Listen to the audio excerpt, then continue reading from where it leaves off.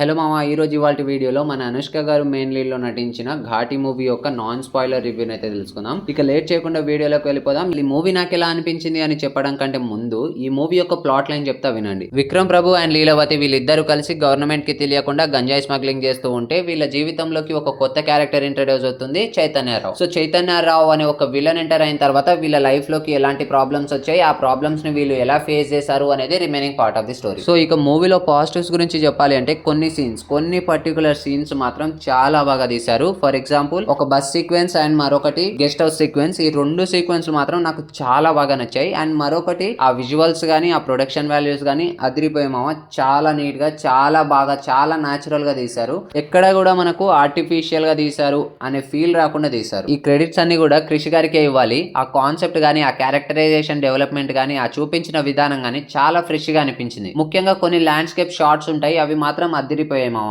And ఆ తర్వాత మనం మాట్లాడుకోవాల్సింది మన స్వీటీ యాక్టింగ్ గురించి. వి ఆల్ నో మన అనుష్క గారు పాస్ట్ లో ఎన్ని లెజెండరీ రోల్స్ చేసింది అని. అండ్ అలాంటి ఒక రోలే ఈ లీలావతి రోల్ కూడా. ఈ మూవీ ఫస్ట్ హాఫ్ అంతా అనుష్క గారు చాలా స్వీట్ గా చాలా ఇన్నోసెంట్ గా కనిపిస్తుంది. సెకండ్ హాఫ్ వచ్చేసరికి చాలా వైల్డ్ గా మారిపోతుంది. తన గ్రామానికి ఒక సమస్య వస్తే ఆ సమస్య కోసం నిలబడే క్వీన్ లా ఈ క్యారెక్టర్ ని చాలా బాగా ప్లే చేసింది. ఒక మాటలో చెప్పాలంటే ఈ మూవీ కోసం అనుష్క గారు బ్లడ్ పెట్టేసింది. ఇక మిగతా యాక్టర్స్ పర్ఫార్మెన్స్ విషయానికి వస్తే అందరూ కూడా చాలా బాగా చేశారు. ముఖ్యంగా జగపతి బాబు గారికి చాలా రోజుల తర్వాత ఒక మంచి రోల్ అయితే పడింది. ఇక మూవీలో నెగిటివ్స్ విషయానికి వస్తే ముఖ్యంగా బ్యాక్గ్రౌండ్ మ్యూజిక్, ఆ బీజిఎం మాత్రం అస్సలు నచ్చలేదు మామ, చాలా వరస్ట్ ఉంది. మూవీలో సీన్స్ కి ఆ బీజిఎం కి అస్సలు సింక్ అవ్వట్లేదు, చాలా లో ఉంది. అలాగే నాకు ఈ మూవీ చాలా లాగ్ అనిపించింది. ఎందుకు అంటే ఫస్ట్ హాఫ్ అంతా కూడా world building and character introduction కే సరిపోయింది. సో మూవీలో అక్కర్లేని సీన్స్ చాలా ఉన్నాయి. మరీ ముఖ్యంగా ఇంటర్వెల్ సీన్ మామ అస్సలు పేర్లేదు. మనం ఏం జరుగుతుంది ముందు అనేది మనకి ఇప్పుడే తెలిసిపోతుంది. సో అంత వర్స్ట్ గా ఉంది ఇంటర్వెల్ సీన్ మాత్రం. అండ్ అలాగే సెకండ్ హాఫ్ విషయానికి వస్తే అక్కడక్కడ కొన్ని లాగ్ సీన్స్ ఉన్నా కూడా డీసెంట్ క్లైమాక్స్ తో మూవీ కంప్లీట్ అవుతుంది. ముఖ్యంగా ఈ మూవీలో యాక్షన్ సీక్వెన్సెస్ చాలా బాగా తీశారు. అండ్ ఓవరాల్ గా ఈ మూవీ నాకు ఎలా అనిపించింది అంటే పర్లేదు, ఇట్స్ యావరేజ్ ఫిలిం, ఒకసారి చూడొచ్చు.